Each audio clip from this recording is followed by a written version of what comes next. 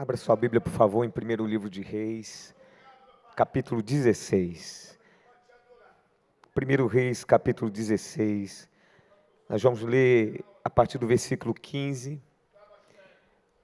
até o versículo 34 e depois o versículo 1 do capítulo 17. Deus ministrou essa palavra no meu coração hoje. Estava em casa aí dia de feriado a gente, deixa o relógio de lado, aí vai acordar mais tarde, sendo que com duas crianças pequenas, elas despertam primeiro. Aí hoje nenhum dos dois despertou primeiro. Aí fiquei tão feliz. Aí eu fui pro sofá, aí sentei, abri a Bíblia para ler e falei: Senhor, que tempo gostoso vai ser agora contigo. Aí vem logo a Lorena atrás: papai. Eu falei: puxa, você vai orar comigo?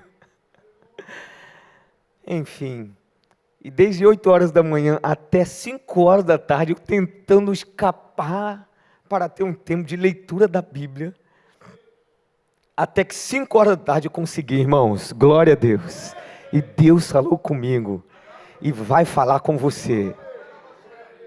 1 Reis capítulo 16, versículo 15. No 27º ano do reinado de Asa, rei de Judá, Zinri reinou 7 dias em Tirza. O exército estava acampado perto da cidade filistéia de Gibeton.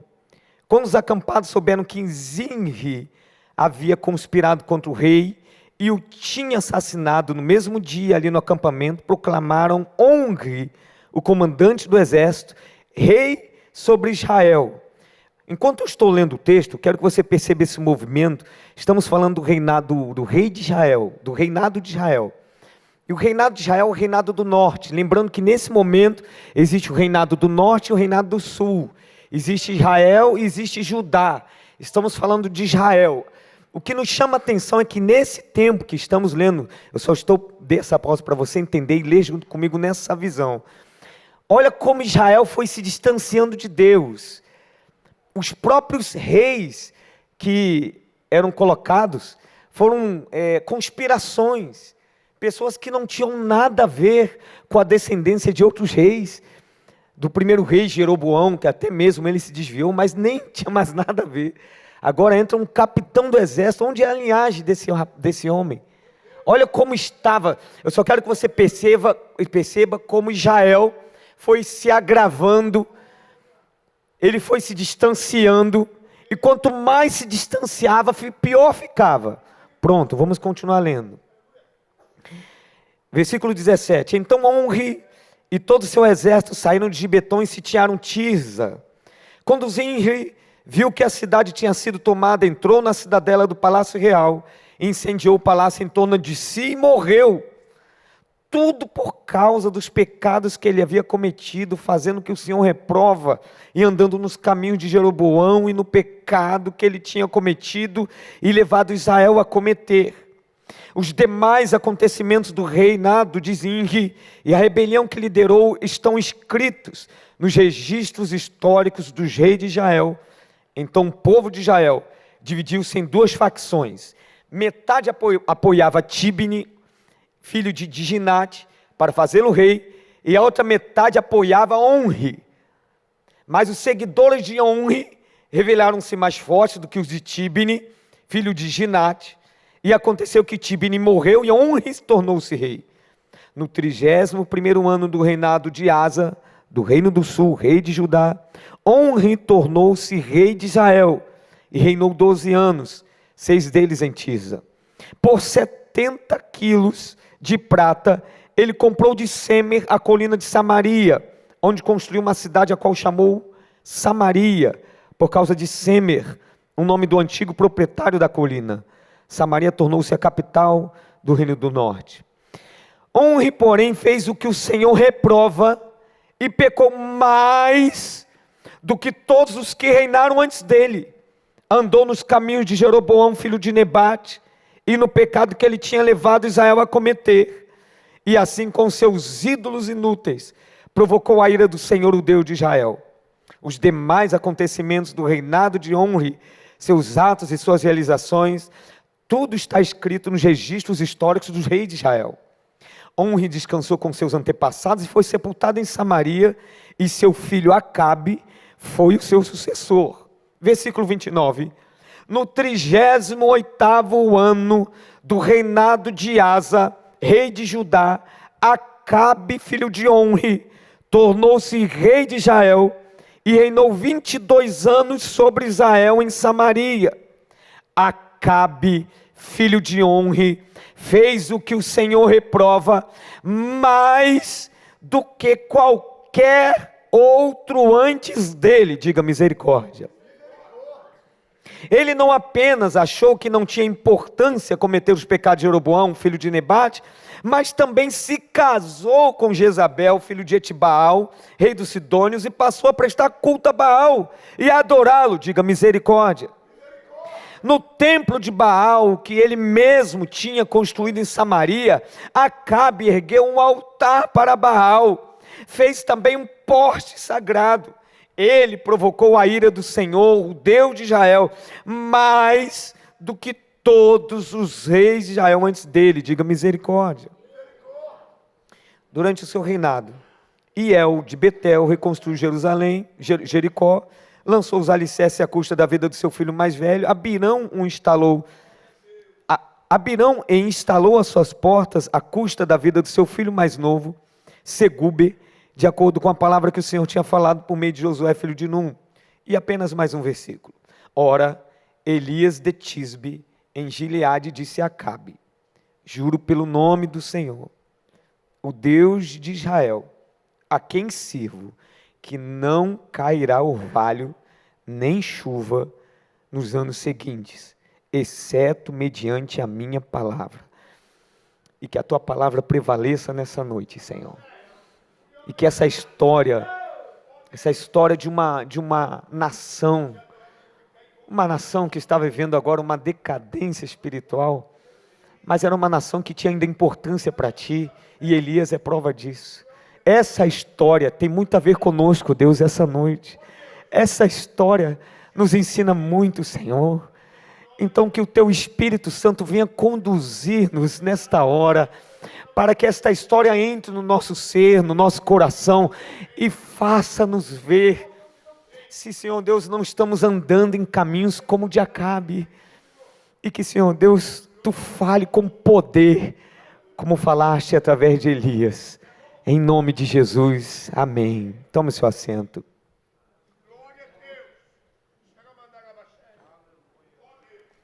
Você percebeu aqui que eu dei atenção nos versículos, enquanto lia, como estava se agravando a situação, como se distanciou. Quando Acabe pega para reinar, porque quando a gente vai falar de Acabe, vai falar de Elias, fala de Acabe, e quando vai falar de Acabe, a gente consegue pegar esse trecho que lemos do versículo 29 em diante, e dar luz, jogar luz nesses pecados dele. Mas quando Acabe chega para pecar, já estava tão ruim, gente, já tinha tanto pecado, que o povo de Israel estava acostumado já a viver no pecado. Escute bem, não era uma nação vizinha, não era a Síria, não era um povo vizinho, não era uma outra cidade além da Ásia, da Palestina, era o povo escolhido e chamado de Deus, povo de Deus. Quem crê que é povo de Deus aqui? Então diz respeito a nós. Esse povo de Deus estava já tão envolvido com o pecado, estava tão tomado, tão mergulhado, que não se dava conta que mergulhava mais ainda. E Acabe foi o agravamento de tudo. Aí a gente fala de Acabe. A gente fala de Acabe como a Bíblia fala. Fez o que o Senhor reprova mais, diga mais, do que qualquer outro antes dele. Aí continua o texto, como se não bastasse, ele casa-se com Jezabel, e esta mulher, ela tem um significado muito grande, claro que contrário à nação de Israel, porque ela carregava por trás dela, eu acredito que um principado inteiro do inferno, chamado Baal, que quando entrou e se misturou em Israel, não saiu mais. Você pode ver, depois teve algumas vezes que Deus levantou homens, profetas, Jeú e outros, que limpava a casa, exterminava todos os profetas de Baal, aí daqui a pouco você vê de novo repetindo a história, Baal aparecendo de novo. Entra-se pela primeira vez Baal, por uma mulher, por isso que esse texto nos faz ver como estava grave Acabe casar com Jezabel. Irmãos, esta noite, para pregar sobre pecado e o agravamento do pecado, não é só sobre esse tema que eu quero pregar. Eu quero pregar sobre a contenção de Deus. Deus criou uma contenção, que era também um juízo, para que Israel fosse freado. Esta contenção de Deus era um tratamento de choque. Quem já ouviu falar dessa expressão? Tem até um filme, tratamento de choque. Essa contenção de Deus, esse tratamento de choque, era um remédio amargo. E remédio amargo é realmente, já diz o nome, não é bom, é ruim, irmãos. Mas era extremamente necessário. E esta contenção de Deus, esse tratamento de choque, chamava-se Elias, o profeta Elias. O profeta Elias, apenas um versículo eu li. O profeta Elias, ele disse, sobre a minha palavra não vai chover. Mas ele não diz só, não vai chover. O que ele fala? Qual é a sentença? Não vai ter orvalho e nem chuva. Não vai ter um pequeno gotejar, orvalho, né? É aquela, você sabe, passa a noite no sereno, pronto, obrigado. É o sereno. Então passa a noite e você vê aquele sereno, né? Que traz a umidade local. Nem isso vai ter. Vai ficar seco esse tempo. Isto é tratamento de choque. E por que Deus está fazendo isso? Para chamar Israel. Porque depois você sabe que o que acontece com o profeta Elias diante de Israel. O que Deus está fazendo? Está gritando Israel para um conserto. O tempo de hoje, Deus continua chamando para um conserto. E isto se chama graça de Deus. O tema de hoje, para esse texto, não é o pecado, não é o grave pecado. É porque para a gente falar da graça, a gente tem que falar o quão ruim é o pecado e quão grave é. Não tem como você falar de salvação, se você não falar do que a pessoa está sendo salva, para quê. Não tem como falar da graça, se não falar do agravamento do pecado, as consequências do pecado, morte espiritual, morte física, morte eterna, todo ser humano herdou. E quando acontece a morte física, se tem a morte espiritual, ela vai viver a morte eterna, que é o inferno. Mas a palavra para a gente pensar é que Deus, Ele não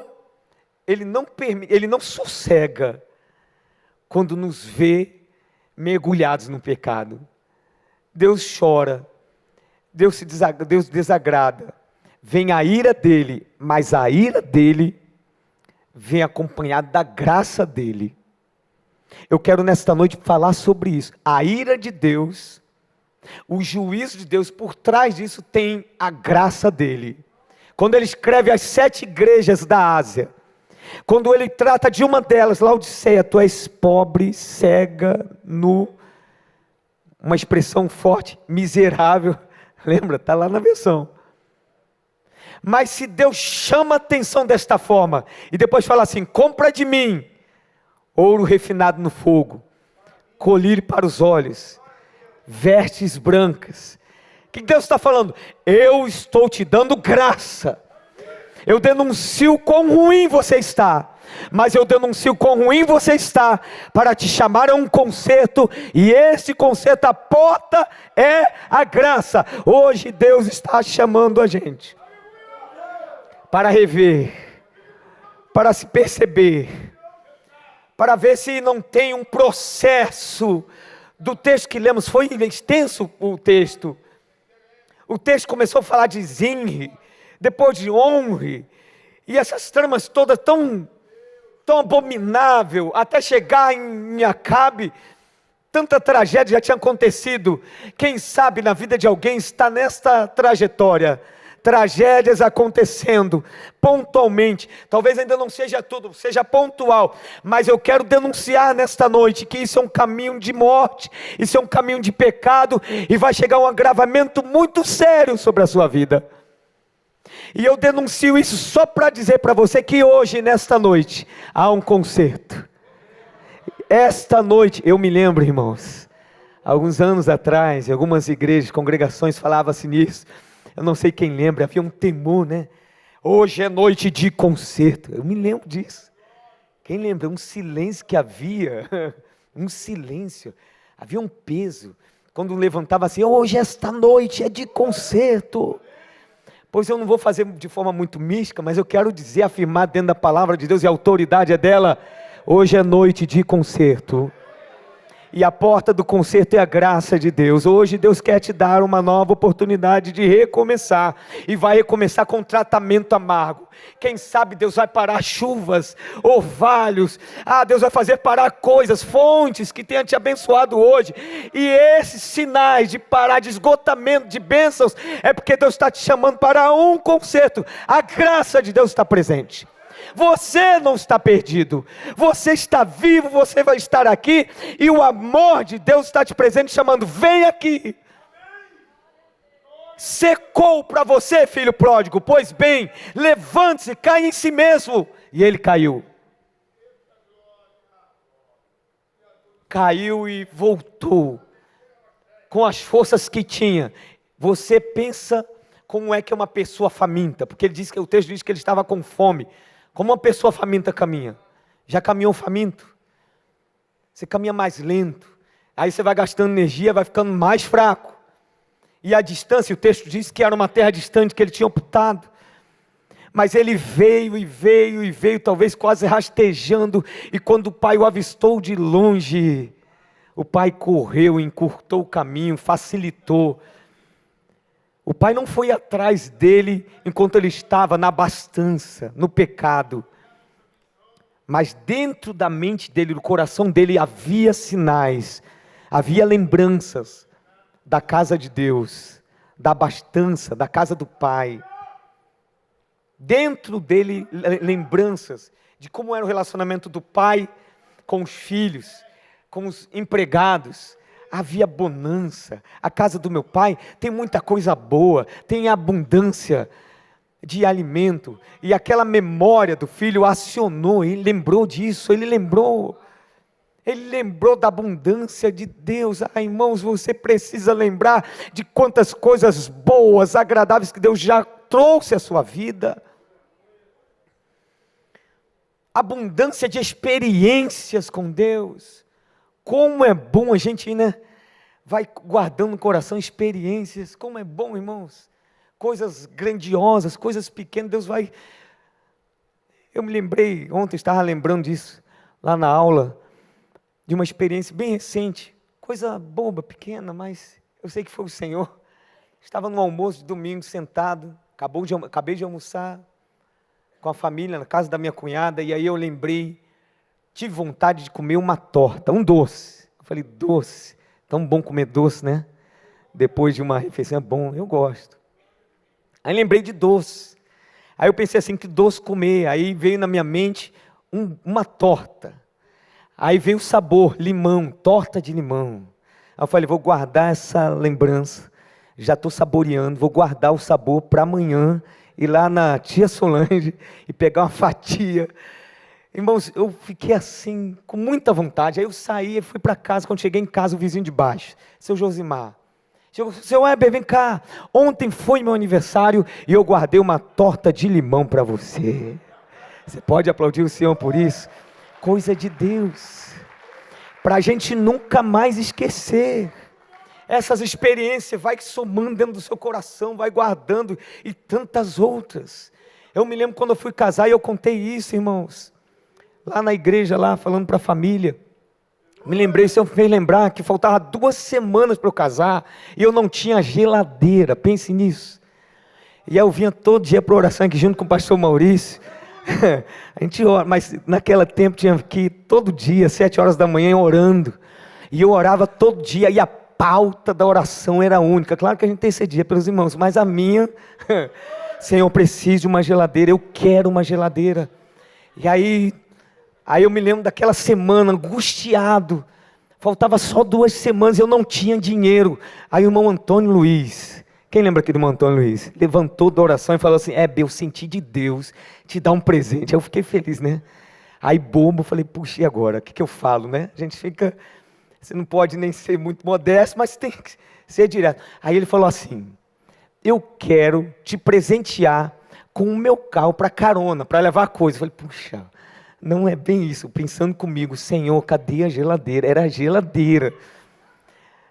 Irmãos, aí eu falei, glória a Deus, obrigado, Antônio Luiz, vai ser bênção mesmo, eu agradeço, vai ser muito bom. Aí saí, aí fui para a secretaria aqui na igreja, dobrei os joelhos. O que eu fui orar de novo, irmãos?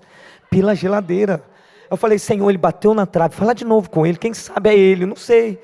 E não é que era, irmãos, aí ele me ligou, eu fui tocado. Irmãos, ore, Deus toca.